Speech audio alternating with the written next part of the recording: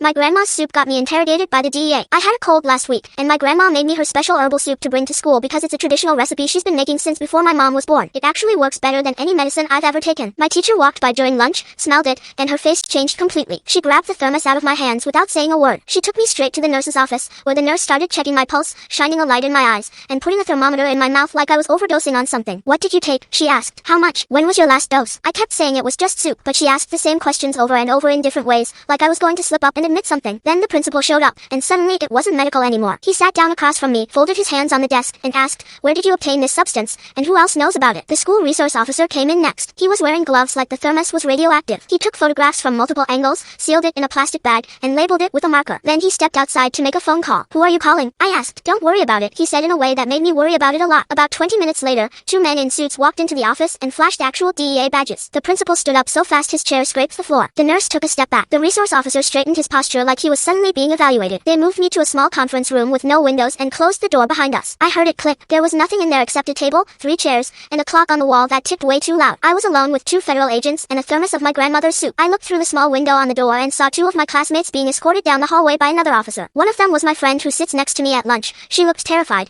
and I realized they were questioning other kids because of me. "Does she do this often?" one of the agents asked. "Does she give it to other people? Where does she get her supplies? Has she ever asked you to deliver anything to anyone else?" I kept saying no, but they just kept rephrasing the questions like they were trying to catch me in a lie. One of the agents stepped away, and I heard him say on the phone, "Go ahead and send a unit over to the residence. We need to secure the location before anything gets moved." My whole body went cold because I knew he was talking about my grandma's house. I pictured her answering the door and seeing guns. "She's 73 years old," I said, my voice cracking. "She lives alone. Please don't scare her." One of them leaned forward and said, "If things escalate, she might not be the one taking care of you anymore. There are safer places for kids in your situation." "What does that mean?" I asked. He just stared at me. Then they slid a piece of paper across the table. "Sign this," one of them said. "It's a statement confirming that your grandmother knowingly provided you with the substance in this thermos and that she does this regularly." "What happens if I sign it?" "It shows you're cooperating, and cooperation goes a long way in situations like this." I looked at the paper, then at them, and started sobbing because I couldn't sign something that would send my grandma to prison for making me soup when I had a cold. The door flew open, and my grandma walked in before my parents even got there. She's 4 feet 11 inches and 73 years old, and she walked straight past the agents like they didn't exist. She picked up the thermos, unscrewed the cap, and drank the entire thing while maintaining eye contact with both DEA agents at the same time. She set it down empty, wiped her mouth with the back of her hand, and spoke. "Would you like to raid the Asian grocery store on 5th Street, or would you prefer to admit you can't tell the difference between ginger and illegal substances?" One of the agents started to say something about being cautious and following protocol, but my grandma held up one finger to silence him like he was a child interrupting an adult. "You have 2 master's degrees between you, and you couldn't identify soup," she said. "My grandson is 11, and he knows it's soup. The soup knows it's soup. Everyone in this room with a brain cell knew it was soup." She picked up the statement they wanted me to sign and tore it in half. "Get your backpack," she said. "We're leaving." My grandma got a handwritten apology from 3 separate government agencies,